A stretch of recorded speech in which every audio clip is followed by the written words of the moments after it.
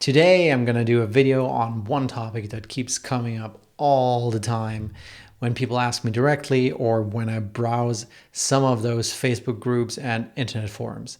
And that question is, how much salary do I actually need in Zurich, in Geneva, in Basel, or in Zug? You might be tempted to say, well, I don't want to wait forever. I'm going to just take more or less the first decent job offer that I get so I can move to Switzerland within the next couple of weeks.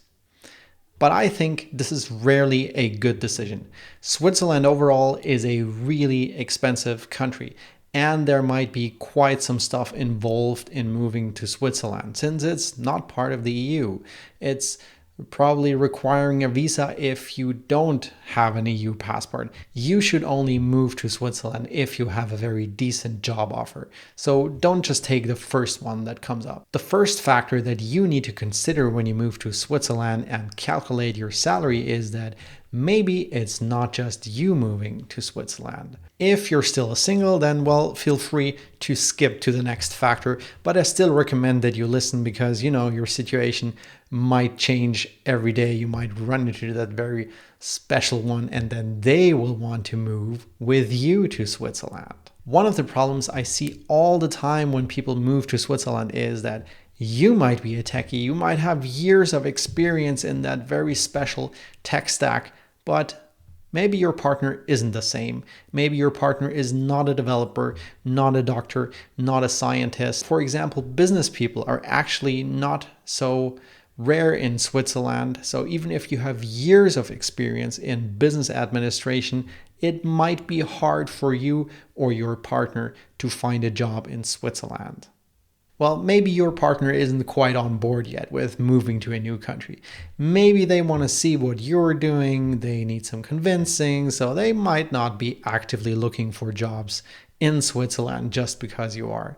In effect, this means that maybe they won't have a job from day one, or they would have to stay wherever they are right now, which is something I don't really recommend.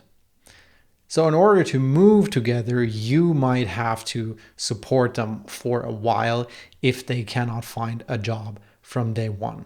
Even if your partner is one of these profiles that are typically highly sought in Switzerland, a software developer, a doctor, a scientist, and so on, it may still take a while. In Switzerland, while you are actually getting a very good salary in the end if you do everything right, things might take a bit longer. My experience is that in Switzerland, this can easily take 2 or 3 times as long. It's just a bit different here. One thing to also keep in mind is that even if your partner has a very important qualification that Swiss employers will want, it may be possible that it is regulated and that there is some conversion required. So for example, especially in the medical jobs, it is sometimes necessary to get that qualification, certification, or whatever the degree recognized by a Swiss institution.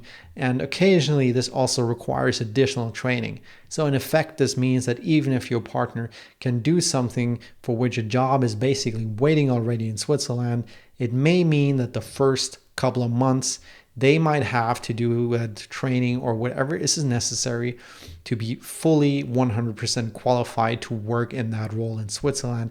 And in that time, they will probably not have an income. Topic number 2 that people often underestimate when pretty much moving to any new country, but Switzerland again is a bit special about this one. You need to save lots of money. If you're in your 20s, you might not believe me right away, and I think you maybe don't even want to hear it. Like, I definitely didn't want to hear this a couple of years ago, so I'm guilty as well. But you really need to save a lot of money. And by a lot of money, I mean lots of money, like, ideally a few thousand every month, because one day you will need all that money. Let's start with the simple things. You might want to have children one day, and children cost money. You might want to take some more time off than the minimum that you get, and that means you will not get paid for that amount of time. You have to pay it out of your pocket. Or children, can get sick. Maybe they won't let you sleep for a while, and so on. Your partner and maybe even you might not want to or be able to work for a while because you want to take more time with your children or will have to for whatever reason. And all this means that children can basically cost you a lot of money. Unless your family is very rich and can maybe cover you for a while, you will need those tons of money to pay for all of this. Another factor about saving money in Switzerland is that the Swiss do, because they need to. In Switzerland, you generally have lower taxes.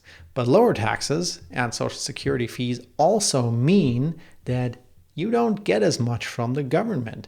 You have to build up savings and take things into your own hands.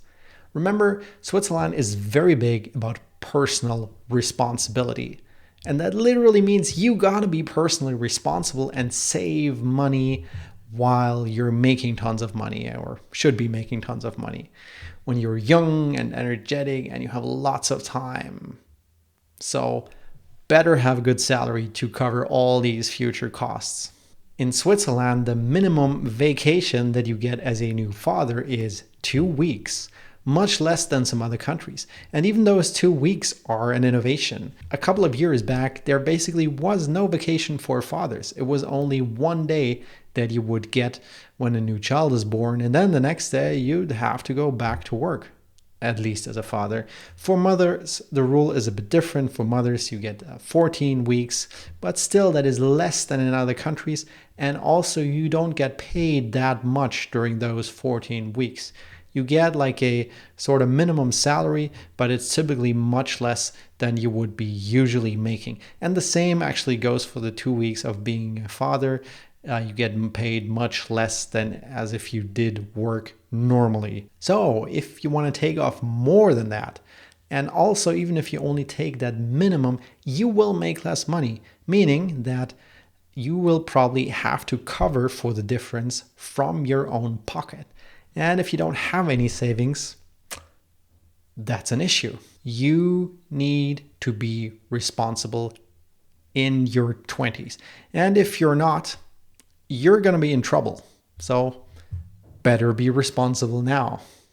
In 2023, unfortunately, there are good reasons why an employer might feel the need to save money.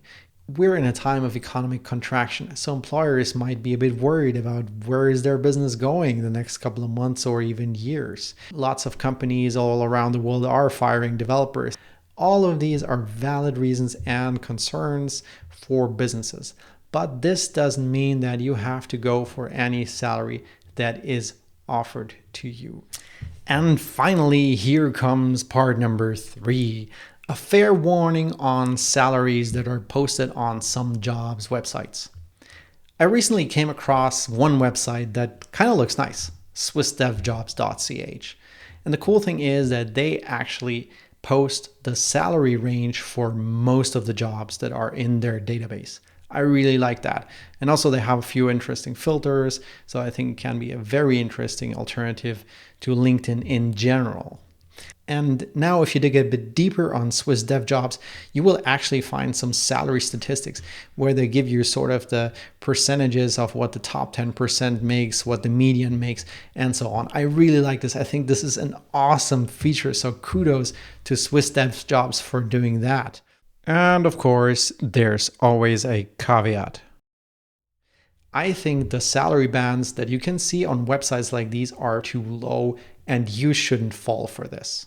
Many people at Google, IBM, UBS, Novartis, Roche, and so on, they make way more than that. They make like 150K. Senior developers, yes, specialists, yes, they have a couple of years of experience, or they're, maybe junior managers.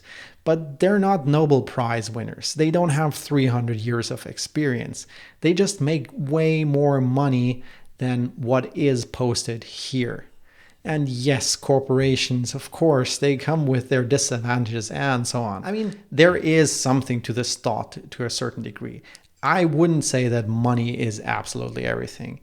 Sometimes it can make sense to compromise a bit on your salary if there is really an excellent learning opportunity, especially if it is on a new tech stack, something that has a bright future, something where in a couple of months or years you will be able to land a much better paid job, or you want to start a business based on this. It can make sense to compromise a bit on the salary, but you shouldn't compromise too much, because realities are that you're going to have to pay that rent next month. You might have to pay for childcare next month, not in 5 years. So don't underestimate the cost that you have. Don't underestimate the requirement to save money. It might be a bit different if you're somewhere on a countryside or also in the south of Switzerland, like in Valais or Ticino, because the cost of living is actually a bit lower there.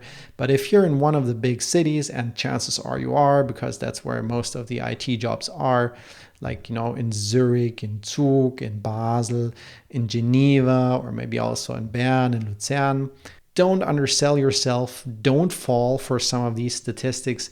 I think these salary bands are too low and you shouldn't go for them. Overall, if you're single, if you don't have any children, you don't have a stable relationship, nobody coming with you, I think the absolute minimum that you should go for is 100,000 Swiss francs in salary. It depends a bit on the location. If you live on the countryside, or if you live in the south of Switzerland like Valais and Ticino, the situation might look different, because the salaries you can achieve there are going to be lower, and also the cost of living is lower. But if you live in one of the typical cities, or are going to live there, like Zurich or Geneva, Basel, Zug, Luzern, Bern, and so on, you will actually need that kind of money. If you're not single, like maybe you have a partner who's moving with you and might not find a job from day one, or you even have children, I would say the absolute minimum you should go for is 120,000 Swiss francs. Don't go below that. You will probably regret it. There will always be people, recruiters, and websites all across the internet that will try to make it seem like 120K is already this incredibly good, super high, top 5% salary or whatnot. But in my experience, that's not quite the truth. It isn't a bad salary, but it is also not a super good salary. Don't always believe what people will tell you. Some employers and even recruiters, they might abuse the fact a bit that you don't know the job market, that you're maybe eager to move to Switzerland because you want something new. They are not always on your side, not even recruiters if they tell you that their commission is based on a salary. Keep in mind the high cost of Switzerland and also the necessity to save money before accepting a job offer. And that is especially because as a software developer, at least in the longer run, you're generally in high demand.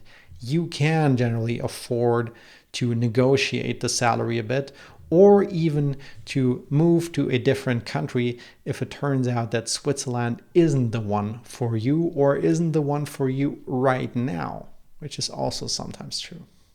If you like this video, please click like. And also, if you want to hear more about moving to Switzerland, then click subscribe and turn on all the notifications with the notification bell. As always, I'm looking forward to your comments. I know some people will disagree with me, which is totally fine. And then see you in the comments and in the next video.